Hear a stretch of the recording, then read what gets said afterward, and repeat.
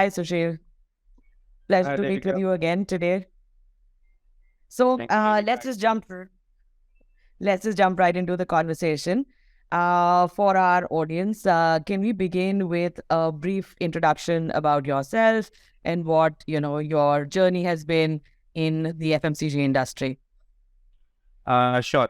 So my name is Sushil Goswami, and specifically with Himalaya, it's been almost 12 years now. And this organization has been really, rewarding to how I have grown in the FMCG sector. I think what keeps me going with Himalaya is also, the strong ethics, values, and it's not only in one function but across the organization. That has been a highlight for me, which helps me be a part of such a great brand. And the journey, the business journey, on how the brand has evolved over years has been extraordinary, to say the least. And I'm looking forward to more milestones in Himalaya. Thank you. You are talking to a personal fan, by the way. I am Okay. a loyalist with a few products for sure. Thank you So, so much. you- of course. You spoke about the ethics, and I think that also reflects in brands and the value proposition of these brands to consumers. So yeah, I think that's a key aspect in creating loyal consumers. So let's start off with the recency effect, Sushil. Um, Over the last 2-3 years, the pandemic has changed how consumers are actually, their shopping behavior, how they're exploring brands, how they're engaging with it. What have been your, insights and experience over the last 3 years as a marketer? So I think one, definitely there is a vast change in how consumer is behaving post pandemic, definitely. But more importantly, businesses have also changed the way they operate. I think a few of the things, if I would go back and look at, is most of the business has reevaluated their whole portfolio. In the pandemic, saying that what is the right. So suddenly the business health became very important aspect, and I think that approach continues. Even now, that's one aspect. Second aspect, important aspect, is how e-commerce as a business has really accelerated. So in the scheme of things, all lot of mainstream conventional businesses had to pay attention to this different retail environment to grow their business. Not that they were not doing it, but I think the whole pandemic and how consumers really behaved really accelerated that. Now, when it comes to consumer, we all know that we started buying more from e-commerce, and hence e-commerce become very important for business. I think also there is a different evaluation matrix for consumers to look at brands. So I think there is a completely changed view, and that's the reason why, particularly in personal care, if you see the natural offering or safety or efficacy or overall wellness or purpose-driven approaches, have taken precedence, from consumer, and hence you see that the marketers are actually talking this language more and more. Of course, digital only helps to accelerate this conversation, and it is a very important role in magnifying. So I think, in a nutshell, how brands are looking at consumer and how consumers are looking at the brand, both have taken a drastic change.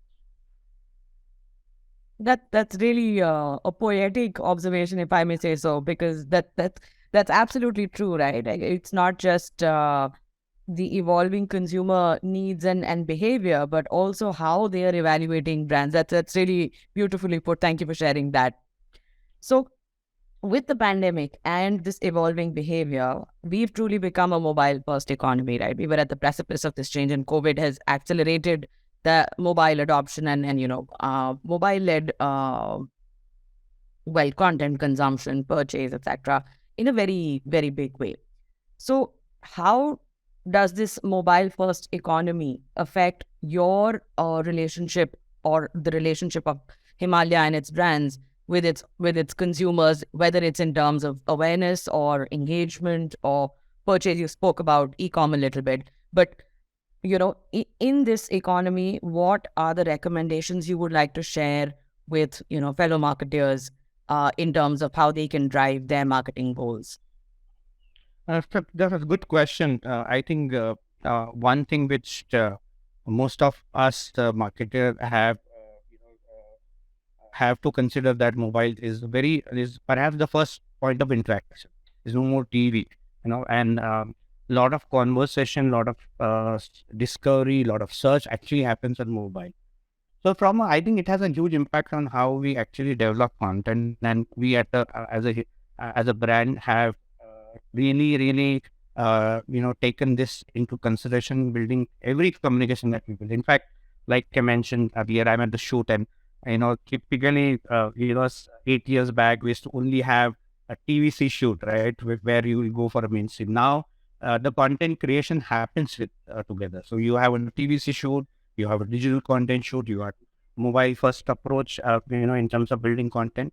And I think that's a drastic change. So as a marketer, the role of, marketer had become very important to aggregate the message, to have a consistency in different platforms, but still give, create those nuances, because every platform brings about its own advantage and disadvantage. Mobile being a smaller screen, and we all talk about it.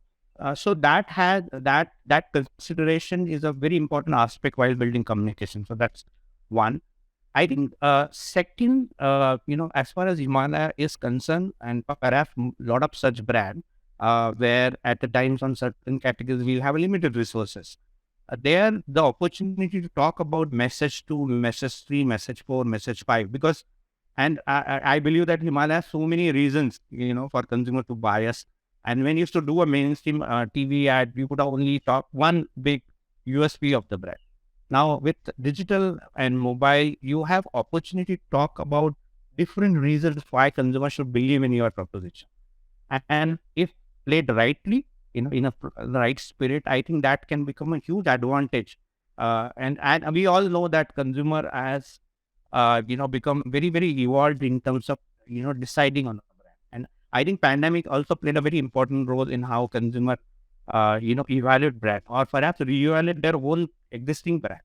So information, without it becoming too much, and without it being pushed to consumer, if we can find a trick, then you can convert consumer in different stages of funnel that that you mentioned. So would it be fair to say that content would be, front and center when it came to leveraging mobile first and digital behavior with consumers? Definitely. I think content has changed, but the temptation of a lot of marketers saying that this is my main content, and hence it only needs to be adopted to different platforms. From there to actually creating a different stories, with core being same and giving more reason for consumer to buy you. That's the real power of digital and mobile, and one should really look at that part seriously, because that's a huge opportunity. Where, and consumer will not buy into a brand only with one USP. They want to know more. So what else you do? Tell me what else you bring. Okay, great, you have that good USP for me. You have taken my attention, but what else you can bring in for me to believe into trying your product? So I think that opportunity through content, a very, very dedicated content strategy would be very good.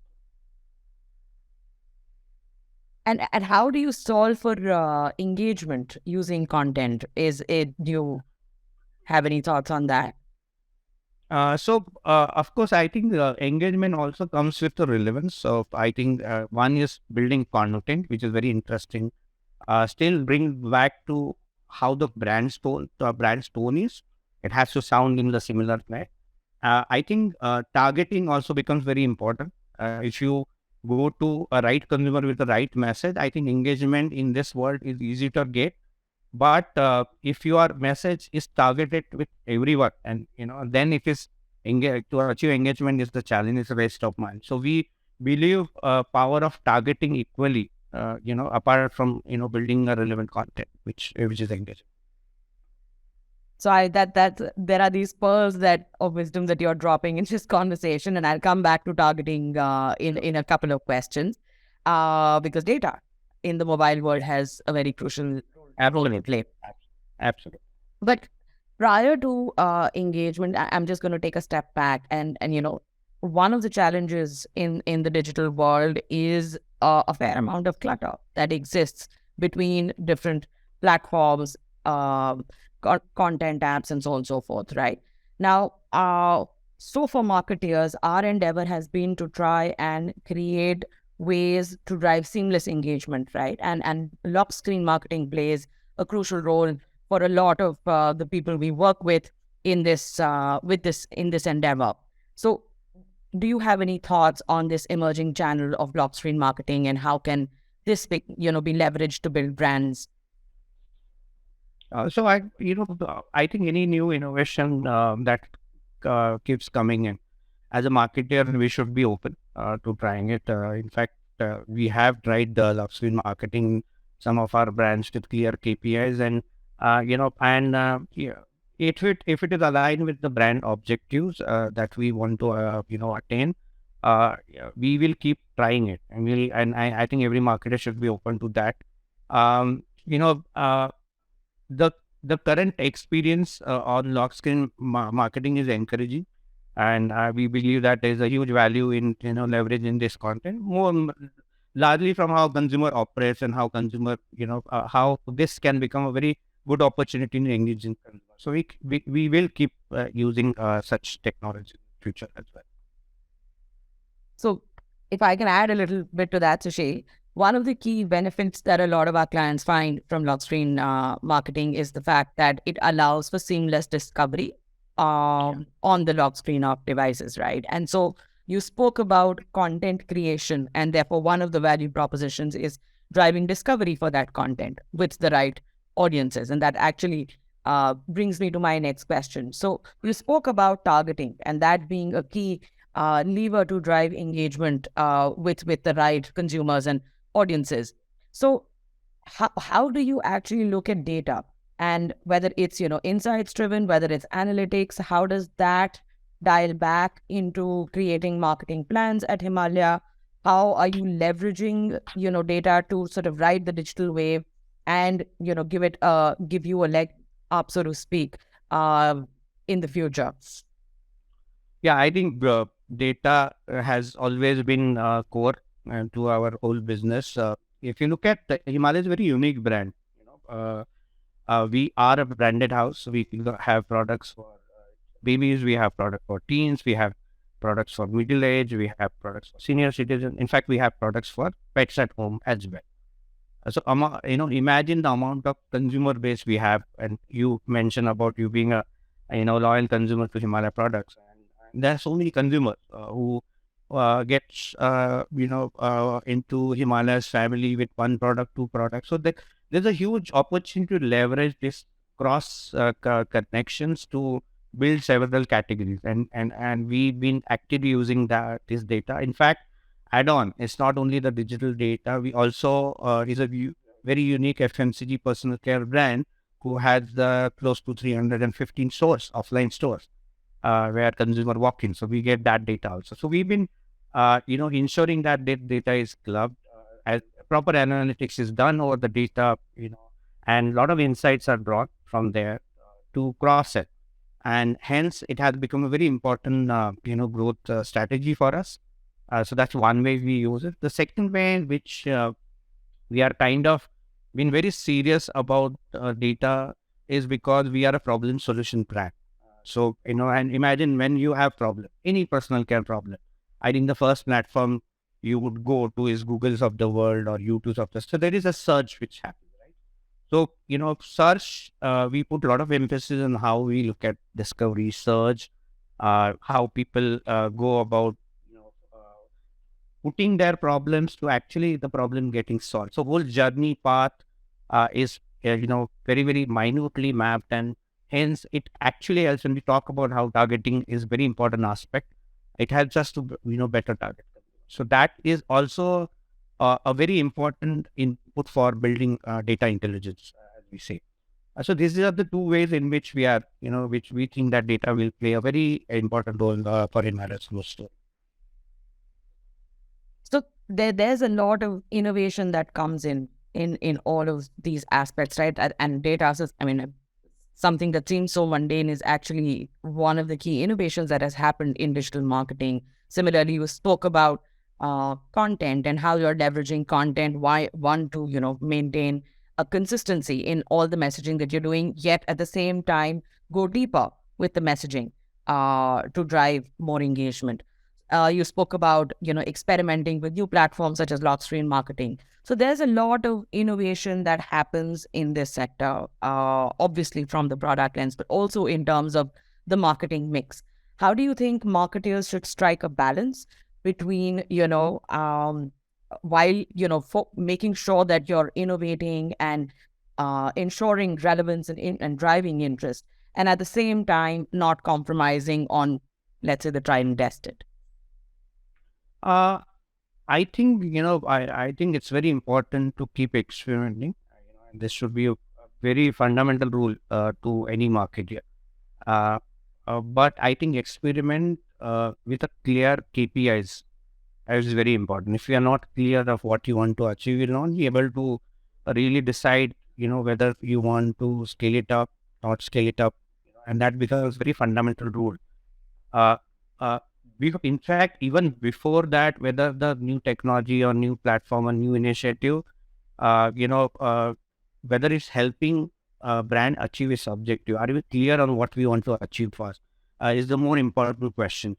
And as a process, what we do is, and Himalaya being a brand which is there for several years, and we exactly know what are the challenges each of the categories face. So we definitely know that this category trial generation is more important. This category awareness is more important.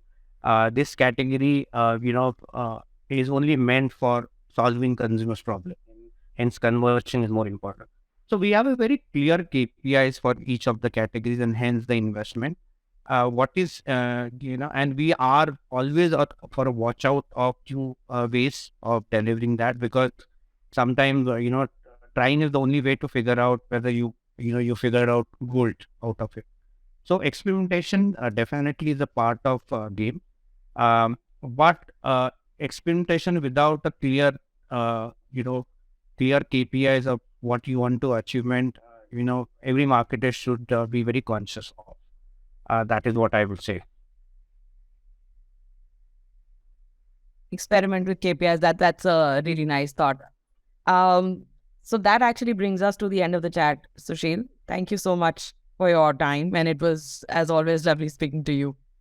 Thank you, Devika. Thank you for inviting me. It's a great pleasure always to talk to you. Thank you so much.